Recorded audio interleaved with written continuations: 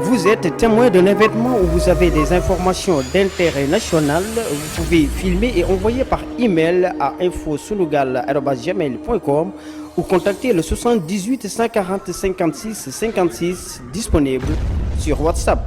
moo xam da nga fekkee xew-xew moo xam da nga am information boo xam ne da nga bëgg ñëpp jot ci ni ngay def yomb na yónnee ñu ko sunu adresse mail bii di infosunugal@gmail.com wala nga wooñu su numéro 78 140 56 56 mbaa nga yónnee ñu ko WhatsApp ci boobilee numéro boo ko defee àddina bi yëpp dinañ ci jot Sunugal 24 yéen nañ fi nekkal.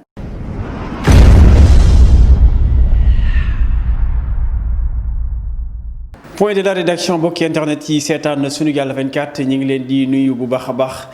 di rafetlu taamu gi ak li nga xamante ni moom mooy tànneef gi suñu ay programme tous les jours le point de la rédaction di jotaay yi nga xamante ni dañ koy amal di ci waxtaane lépp loo xam ne si ni fait divers la moo xam politique wala lépp loo xam ne si ni daal jar na waxtaane ñu teg ko fii man ak Moustapha Mbaye ñuy waxtaane ci Moustapha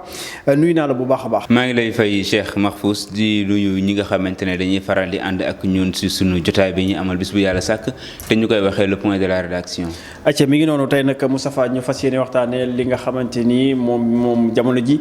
mi ngi def toole di centre de redressement yi sëñ Modou Kara donc am na 45 personnes muy ñeent fukk ak juróom yoo xam ne si ni tey jii tuddoon na leen ca mbir ma ba téye woon leen fële donc nag enquête bi mi ngi wéy ni ki démb nag jàkkaarloo nañ ak juge d'instruction bu 8e cabinet bi tribunal bu Dakar donc ñoom nag daal di leen mujjee def sous mandat de dépôt donc ña nga foofu ca kaso ba nag démb donc nag ñoom li leen di toppee mooy séquestration ak maltraitance ci yooyu les centres donc nag dinañ ci ñëw bu baax a baax ñu ngi ci wax également que am na fukk ak juróom-ñaar yoo xam ne si nii ñàkk nañ ci seen bakkan am na koo xam ne si nii sax moom juróomi fan bi mu génnee ci boobu les centres ci la ñàkk bakkanam muy wuyoo ci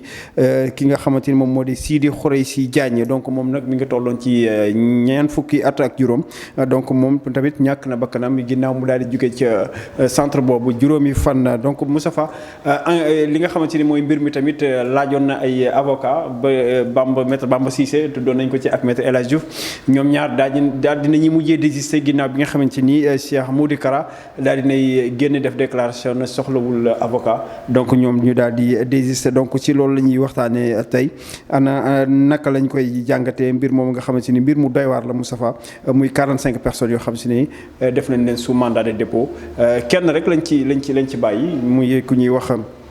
muy doomu Baba Diaw moom bàyyi nañ ko mais dafa nekk sous mandat de dépôt mi ngi wéy ci dafa nekk sous contrôle judiciaire autant pour moi donc moom mi ngi tudd Babacar Diaw moom nag li tax mu laale ci moom foofu nga xamante ni fa la ñuy def centre de redressement boobu donc mu nekk fekkee zone B looloo tax ñu woowoon ko waaye moom dañ ko bàyyi mu nekk sous contrôle judiciaire alors les 45 autres personnes ñoom la ñu mettre sous mandat de dépôt naka nga gisee loolu Moustapha. waaw bi ñu ko gisee dañuy wax rek ne du mbir moo xam ne dafa bette parce que bu fekkente ne dafa dem ci loxoy yoon te boo gisee yi nga lim yéegi ñu tudd ko ci mi séquestration am maltraitance ak yeneen yoo xamante ne tudd nañ ko ci da ngay xam ne du mbir moo xam ne lu simple lay doon donc ñu bàyyi wala ñibbi seen kër moo doon li nga xamante ne mooy doon li bett nit ñi waaye comme tey jii def nañ leen sous mandat de dépôt justice moo suivre yoonam rek moo topp yoon nga xam ne jël nañ ko ñi xaar nag jugement bi lan mooy daanu seen kaw mais li ñu mën a jàpp rek mooy yoon la yoon dugal ci loxoom parce que fu ñu wax ay nit ñu ñàkk seen bakkan fu ñu wax ay séquestration fu ñu wax ne loo xam ne dañoo jàpp ne lii jaarul yoon dafay baax yoonum réew mi jug ci ba tax na lii ñu def nii tamit du doon loo xamante ne lu bett nit ñi la parce que lu logique la lu normal la ñoo xam ne bu ñu leen jàppee déglu leen bu ñu leen dégloo ba pare ñenn ñi nga xamante ne jàpp nañ ni dañoo impliqué wu carrément te ñoom ñëpp la kenn lañ ci bàyyi mu def ko sous contrôle judiciaire parce que taax bi nga xamante ne foofu la centre de redressement bi nekkoon ci lañ leen def mais boo suivre tamit chef d'inculpation yi xam ne teg nañ ko seen kaw nga xamante ne lii ñu teg seen kaw du doon lu yomb dara parce que article 334 bu code pénal bi rek séquestration rek mën na cee tëj ni du doon 10 ba 20 ans de prison donc bu fekkente ne am na benn diir boo xam ne romb na ko sax travaux forcés la ñuy wax donc ñoom fi ñu toll nii mën na am ay daan yoo xam ne mën na tegu seen bopp ba à vie donc perpétuité donc mii loo xamante ne rek yaakaar naa ne tey jii bu yoon defee liggéeyam sans complaisance ak ni mu ko war a defee du yomb ci ñi nga xam ne ñoom lañ jàpp yóbbu leen fële parce que acte yi ak fait yi ñu def mooy fait yoo xamante ne ay fait yu grave la yoo xamante ne loi bi daf ko sanctionné te sanction yi loo xam ne yombul dara. am leneen lu ci tukkee Moustapha muy ñàkk bakkan ñi ci tollu lim boo xam ne si nii muy fukk ak juróom-ñaar 17 personnes yoo xam ne si nii révélé nañ ni ñoom ñàkk nañ ci seen bakkan bi coow li yooyu wundee donc am na kenn koo xam ne si nii récemment daanaka matu sax juróomi fan ci la ñàkk bakkanam te kooku tamit ci centre yooyu la génn nekkul ne loolu aussi dina aggraver li nga xamante moom mooy seen situation. waaw parce que am na nombre de décès yu ñu ci wax mais foofu dañ ciy dem ak prudence tuuti. parce que mbir la boo xam ne peut-être enquête bi dina ko révéler comme déglu nañ leen. bu ñu yor PV yi dinañ xam lan moo tax ndax réellement nombre de morts yooyu ñu wax am na parce que après déggoon naa si ñu ne ki doon wax dafa désisté waat après kii wax na lii kii wax na la donc côté boobu noonu moom doo ci mën a avancer lu sori parce que da ngay jàpp ne rek am na ay information yoo xam ne dafa des ndax am nañu ba ñoom teguñu seen bët gis ne nit ñàkk li ñu mën a teg seen bët rek mooy ki nga xamante ne biñ leen libéré ci centre yooyu dañ ko yóbboon Nabi Choucair après 3 jours lañ ci teg xaw ma mu daal di ñàkk bakkanam mooy ki nga cité léegi nii te mu am 45 ans waaw mi ngi noonu kon kooku daal la ci nit ñi xam ne daal génn na fa te dañ ne dafa sous-alimenté malnutrition yooyu moo ko jàppoon lekk goo xam ne et puis yaram bi amoon ay góom yu bëri yoo xamante ne gis nañ ko ci gannaaw bi mu ñàkkee bakkanam donc mi loo xamante ne rek comme niñ ko waxee sànq rek pour man am na ay faits yu am yu foofu yoo xamante ne c'est des faits qui sont là qui sont réels. léegi nag ku nekk ak ni ñu koy qualifié ak ku nekk ni ñu koy jàngatee parce que bu ñu demee ba ci biir ñu jàpp ne am na ñoo xam ne dañoo jàpp ne mbir la boo xamante ne centre de redressement la boo xamante ne la fa doon am mbirum taalibe yi la rek boo xam ne ay mag lañ ko doon def parce que fii am na fa ay taalibe yoo xam ne dañ leen di séquestré am na fa ay taalibe yoo xam ne ñu ngi leen di maltraité am na fa ay taalibe yoo xam ne ñu ngi leen def lu nekk te ci daaraay la am donc loolu dafa comme tey ji gis nañ ko ci centre yi pour man war na mën a permettre tamit suñu autorité war na mën a tamit permettre suñu njiiti ñi def ay descente ci daaraay parce que am na xale yoo xam ne ñi ngi souffrir ci daara yi te du loolu lañ leen fa yóbbu am na xale yoo xam ne ñi ngi daj lu nekk ci daara yi donc lii war na mën a yee parce que traitement yi ñuy def fii nit ba léegi dafa des nit ak am na sax ñu ko def yenn mala yi mais mala ba tey bokkul ak nit mais am na traitement yu ñu def yoo xam ne nit mérité wu ko ak lu mu munti def ak luñ ko mën a accuser ak lu mu munti kii mooy torture yi nga xamante ne dañ koy def yenn nit ñi parce que mokkalul wala parce que dañ ko waxoon li indiw ko ba léegi mi ngi am ci yenn diwaan parce que coowal taalibe bi dañ ko fiy jéngoon amoon na fi nga xamante ne dañ leen chaîné woon ba mu jur fi ba ñu faatu ba ñu ñàkk wala ñu dóor ba mu ñàkk seen bakkan toujours nga gis ko fi donc ay problème la yoo xamante ne pour man war nañ ci gën a repenser waat xool na la ñuy def ba nga ñi nga xamante ne ñooy daara yi ñu am benn contrôle boo xamante ne dañ ko fay def waaye tamit ñu assister sëriñu daara yi parce que tamit ay doomu jàmbur lañ yor ñu xool naka la ñuy def ba mu am politique boo xam ne dañ leen gën a mën a assister buñ dellu si waatee ci mbirum centre de redressement bi il faut que tamit justice def liggéeyam ca na mu ca waree kilifa gi génn na mu présenté ay excuse am ñi nga xamante ne tamit ñooy ay soppeem ñi ànd ak moom ak yëpp mais comme bu ñu nekkee ci dëkk yoon dañ ne dëkk yoon la ñu nekk mënuñu am benn yoon boo xam ne dafay nekk yoon bi pour taalibe simple bi yoon bi pour sëriñ bi yoon bi pour politicien bi yoon bi pour ki nga xam ne néew di doole la loolu bu ñu ko amee rek dëkk boobu fitna dafay yàgg di jóg te dafay am ay frustration yu muy créé man dama yaakaar ne yoon na def liggéeyam ca na mu ca waree su ko defee lépp képp koo xam ne fautif nga ñu corriger la ba nga xamante ne genre mbir yi du fi amati képp koo xamante ne sa loxo dugg ci tamit ñu bàyyi la nga dem parce que lenn moo fi nekk mooy constat bi am na mooy faute am na léegi nag lañuy fexe nag ba nguur gi lépp loo xamante ne genre yi la wala lu jege la ñu anticiper parce que daf ciy am solo tamit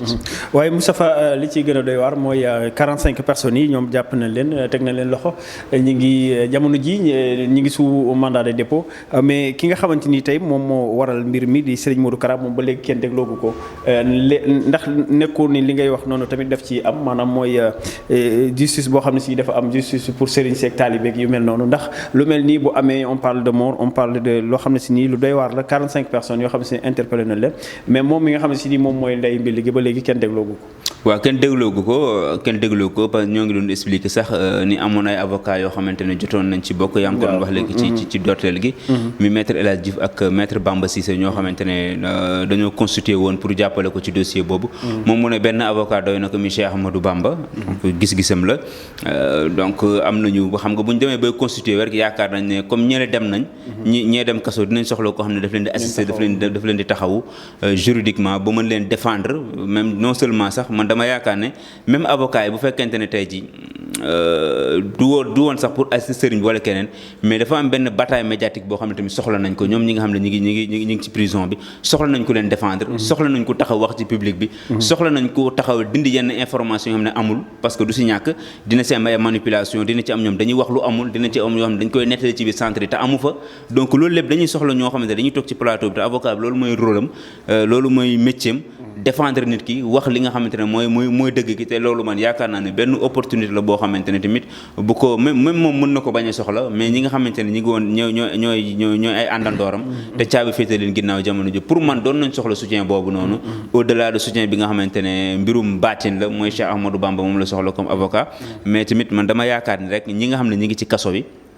doon nañ soxla loolu parce que moment la boo xamante ne ñi dañuy communiquer ku nekk en communiquer ñi ñaa ngi ci def ay plateau ñi ñaa ngi ci bindee article ñi ñaa ngi ciy def lu nekk mais ñoom ñi nga xamante ne ñoom la mbir mi daal seen kaw ñoom ñi nga xamante ne ñoom la caabi féetee ginnaaw wala ñoom ñi nga xam ne dañoo bokk ci njaboot Cheikh Serigne Modou Kara ñoom ñi bokk ci njaboot googu souvent dañuy rafle ci wàllum wax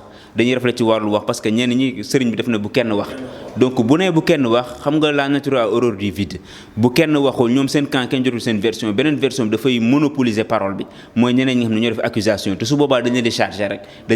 di leen charger fu ñu toll mën nañ leen charger ba tuur leen loo xam ne sax defuñu ko amaana su ko defee nag ñoom dañuy gën a nekk ci ay jafe-jafe nit ñi di leen xoolee benn bët boo xamante te pourtant loolu amul su fekkonte ne avocat bi dina taxaw toog ci télévision bi ku mel ni maître Bamba Cissé wala ku mel ni maître El Hadji Diouf wala ku mel ni beneen maître toog expliquer rétablir vérité bi loolu doon na loo xam ne doon na leen dimbali ci bataille médiatique bi mais malheureusement bu fekkente ne avocat yi dañoo retiré wu dañuy gis ne mbir mi dafay gën a compliqué seen côté surtout côté médiatique bi. en tout cas nekk na loo xam ne si nii Moustapha lu doy waar la parce que tamit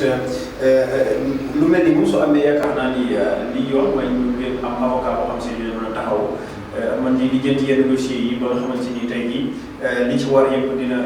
ci am mais su fekkente ne dinañ jël 45 personnes yóbbu leen noonu su mandat de dépôt ba pare amuñu benn taxawaay loolu maanaam benn taxawu loolu dina compliqué trop si ñoom mais suñu jógee ci loolu Moustapha xam naa dañuy dem ci li xewoon fële ci Mbour muy waa ji nga xamante ni moom moo jëloon doomam yóbbu ko ci gaal gi moom tamit àtte nañ ko nit ki àtte nañ ko tey donc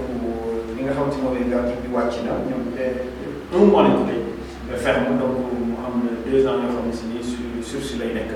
donc moom nag moo jur Nourou Faye moom Pape Mamadou Lamine Faye donc loolu la tudd moom moo jëloon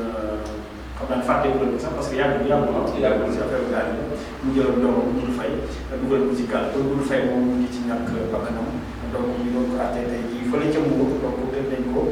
benn weeru kaso boo xam ne si dina ko tëdd ak 2 ans yoo xam ne si nii sursis lay nekk loolu jàpp nga ni parti bi dafa demandé woon 2 ans ferme donc même finalement loolu jàpp nga ni peut-être ñu jàpp. Man de bi ma ko gisee moom dama ne wax dëgg yàlla de yoon de am na yërmande bu baax ci waajur boobu nga xamante ne dafa yóbbu doom xam naa nag dafa dawal yërmande pourquoi parce que moom. intention bi jublu woon ci ray ko jubluwul woon ci ray ko mais tamit dafay jàpp ne tamit koo xam ne déjà moom ñàkk na doomam ba pare.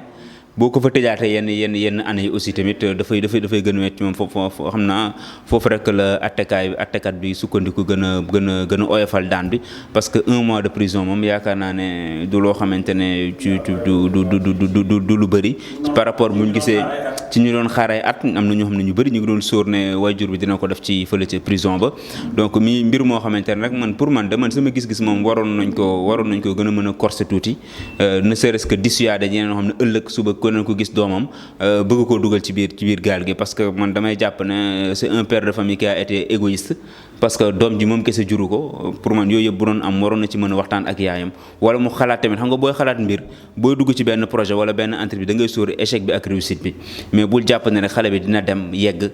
bi mu koy dugal xamoon na ni effectivement gaal gi ku dugg dina dem wala mën na bañ a yegg donc looloo mën a am xam naa dafa doon bëgg jouer nag ci sensibilité ñi nga xam ne ñoo nekk fële nga xam ne bu xale bi yegg see rek dinañ ko yërëm dinañ ko récupérer dinañ ko dalal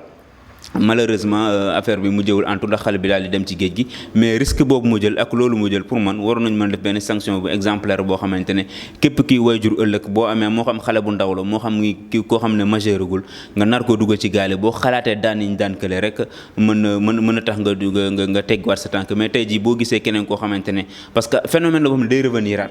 phénomène la boo xam ne mën na demaat 3 ans wala déwén ci période bi mu géej gi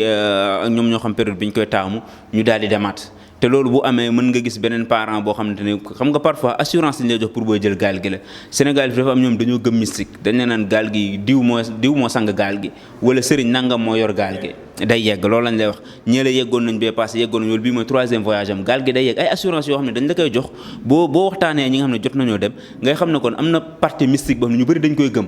dañ lay assuré na la gaal gi day yegg gaal gi du mës a des ci ndox parce que balaa ñoo dem sëriñ sàngam wala nangam moo ñëw sang gaal gi wala mooy jox li ku nekk laal ko wala ku nekk diwoo li y a beaucoup de choses yoo xam ne dañ koy def ci biir léegi gëm-gëm boobu nag buñ ko animé nit ki mooy waral parfois nga jël sa doom wala ku gën a jege ak yaakaar bi nga am ci gaal googu nga dugal ko ci gaal gi ne xale bi na dem parce que gëm naa ne kii yóbbu woon na capitaine bi yóbbu woon na yóbbuwaat na yóbboote ne bi mooy 3e yoonam wala yàgg na mu yóbbuwaate miin na yoon bi la ñuy wax donc loolu nag mën na tax ëllëg ñu gisaat beneen parent boo xam ne di si dugal doomam parce que danaan 1 mois de prison bu ñu ma ko tëjee garaawul parce que 1 mois mën naa ko gis-gis boobu lañ ci am moo tax ma yaakaar ne waroon nañ ko diisal tuuti su ko defee mu servir de leçon képp koo xamante ne njort nga wala am nga yaakaar ëllëg jël sa doom wala keneen ku la jege sa di ko dugal ci gaal yi. am na yeneen ñoo xam ne si nii ay ñoom la àndaloon donc peut-être dañ cee laale woon. donc ñu wuyoo ci kenn ki ñu wuyoo ci Keita ki ci des Serigne Dieng ñoom ñaar ñu leen mujjee bàyyi nit ñi donc loolu moom mooy information yi nga xam si nii jóge na foofu ci Mbour ci wàllu ji moom yëf yaa ngi xaw di wàcc muy immigration clandestine bi xaw ma lan moo corona xaw ma deuxième vague corona bi la xaw ma coow en tout cas ñu ngi gis ne am na bés tuuti. am na ñu ko expliqué tamit ci temps bi parce que day am benn période boo xam ne géej gi dafay favorable parce que ñoom ñi dem géej xam nañ ko am na benn période boo xam ne boo ci sóoroo océan bi da ngay xaru. parce que waa ngelaw leeg waaw mi ngi noonu xam nañ yooyu yëpp donc am na benn période boo xam ne géej gi day mel ni lu wàcc. ñoom si la ñuy gën a profité nag dem boo xoolee am na diwaan période boo xamante ne xalaatuñ ñu dem ci Espagne. waaw même bu ñu ne waaw. waaw dañ naan bu kenn dem wala géej gi day yëngatu tay donc xam nga période boobu nag buñ ci tolloo forcément dootuñu waxati lu jëm ci Barça wala Barsaxa parce que ñoom la dañuy xam ne am nañ 1000 chances yoo pas 1000 chances sax am nañ possibilité yu bëri yoo xamante ne buñ demee amaana duñu dellu si donc loolu la dafay bokk si nga xam ne mën na jouer ci ñu xam ne tamit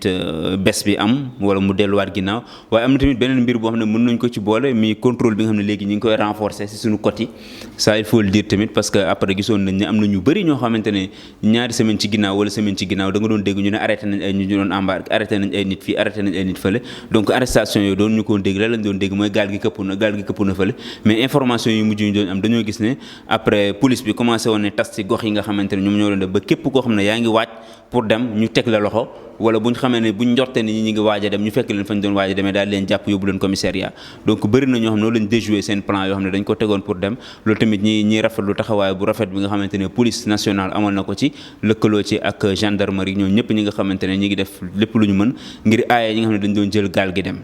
waaye yooyu la contrôle Moustapha nañ ko continuer parce que ñi xam nga temps yëpp ñu koy wax ci suñu plateau naan am nañ bëri mais arrêt bi moom amuñu ko ñu daal am suivi lañ moom suivi maanaam ñi ngi def yooyu contrôle yooyu maanaam di fexe ba nga xamante ni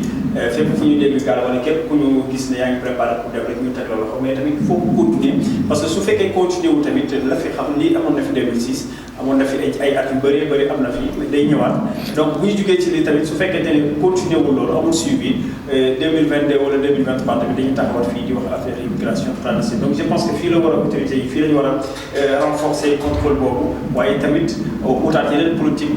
d'emploi yoo xam ne nag fexe nit ñi wala jeunes yi toog fii ci réew mi génn seen xel ci Barça wala Barça xam ne mën nañu tekki fii ci biir réew mi. foofu la fu ñu ko waxee noonu la sax parce que il faut que tamit ñu bañ ko yemale ci mbir moo xam ne dafa yem ci 3 mois wala 2 mois wala 1 mois il faut que ñu xam ne dina leen bettaat ñu sóor ko année bii di ñëw wala ñu sóor ko beneen année ñu xam ne pour man ñi bàyyi xel ci période bi ñu waxtaan ak ñi nga xam ne ñooy dem ñu xamal leen ban période si la nit ñi gën a bàyyi xel pour dem ci géej gi parce que am na gaal yoo xam ne dem nañ te nit ñi xamuñ sax ndax yegg nañ ñi nga xamante ne vague bu mujj bi lañ commencé médiatiser mais nit ñi yàgg nañoo rocceeku di dem te nit ñi doon ñu soon wax parce que gaal gi soit day des ci géej gi kenn du ci communiquer xamuñu fu ñu réeré ci biir géej gi wala moom gaal boo xam ne dem na ba yegg ñu informer suñu autorité ne gaal bi yegg na te Sénégal la jógee donc loolu mooy tax parfois ñu am information yi xam ne yegg na wala yeggul ak lépp lu ci mënti am daal yaakaar naa ne comme ni nga ko waxee li contrôle war nañ ci gën a mën a bàyyi xel mais tamit beneen point bi nga abordé mooy politique de l'emploi des jeunes il faut que tamit ñu bàyyi ci xel bu baax a baax gën a assister jeunes yi gën leen taxawu ku nekk gis sa bopp ci réew mi nga doon parce que ku sañoon da ngay toog fii tekki fi gis naa ne ñi ngi teg ay slogan yu mel noonu waaye na bañ doon slogan yu vide mu doon ay slogan yoo xam ne dañ koy renforcer teg ci ay stratégie teg ci ay plan ba ndaw bi gis seen bopp ci réew mi. acca mi ngi noonu xam naa foofu la ñuy yëkkatee Moustapha li ñu seetlu ci waxtu jeex na Mansour bi may def seen kër yi li ñu ci waxtu épuisé nañ ko lay tàggatoo. waaw li may tàggatoowee rek mooy di ñaax ñi nga xamante ne ñoom la ñoo am ay doom ñu dem ci gaal yi ak yooyu noonu yëpp ñu xam ne rek parfois di nga bëgg nit tekki parfois di nga bëgg mu yegg fenn fii mais du mën a nekk am na ñoo xam ne ñoom ñoo pousse seen doom ñi dem ci gaal yi il faut que parents yi tamit ñu dellu siwaat seen xel tuuti xam ne ku nekk rek ak wërsëg bi ko yàlla jagleel am na ñoo xam ne yaafuusuñu ñu ngi góorgóorlu côté bu nekk mais dafa dëgër seen côté donc loolu du si ñoom ci yàlla la di nga gis ñaar ñoo xam sax bu ñu nekkee ci kër kii di jaay même produit bi kii di jaay même produit bi kii balaa 19h mu jeexal ba ñibbi si kële mën na jaay ba suba ni mu doon jaay du jeex am na loo xam ne ci yàlla la tegu mooy wërsëg donc loolu il faut que tamit ñu bàyyi ci xel yàlla dafa bind te yemalewul donc loolu moom xam naa moom bu Oustaz Mansour ñëwoon fii dina ko gën a développer côté boobu donc ñu ci bàyyi xel bu baax a baax rek te xam ne daal du lépp li nga bëgg rek parfois da nga koy am. et puis ñu bañ a yàkkamti surtout parce que xam na ay ndaw lañu borom kalaw ñu ñàkkul dara gis ñoo xam ne si dañuy tayle seen la 20 ans la ñuy am ay 21 ans kooku duggagoo sax ci àdduna da koy wax waxi am wala waxi ñàkk donc dañu bàyyi tamit di yàkkamti des fois yàkkamti bi moom mooy indi jéey yi parce que buñ ñi boo xoolee ñu dem ci gaal bi yëpp ay xale lañ moins de 30 ans dañuy am te donc at dem bu ñu fenn donc mën nañu am li ñu bëgg fii mën nañu ko liggéey am ko fii ci biir réew di bàyyi yàkkamti bi xam fu sa wërsëg nekk di ko jël soobee suñu borom donc foofu la ñuy yëkkatee jotaay bi di remercier bu baax ñi nga xamante ni ñoom ñu nekk ci wàllu technique bii di Libaas ak Mansour Dramé waaye tamit di leen jaajëfal yéen ñi nga xamante ni ñeen ñuy topp tous les jours nekk ci biir réew mi ak ci réew ci seen point de la rédaction di leen jox dig daje suba incha allah beneen plateau ak yeneen actualité.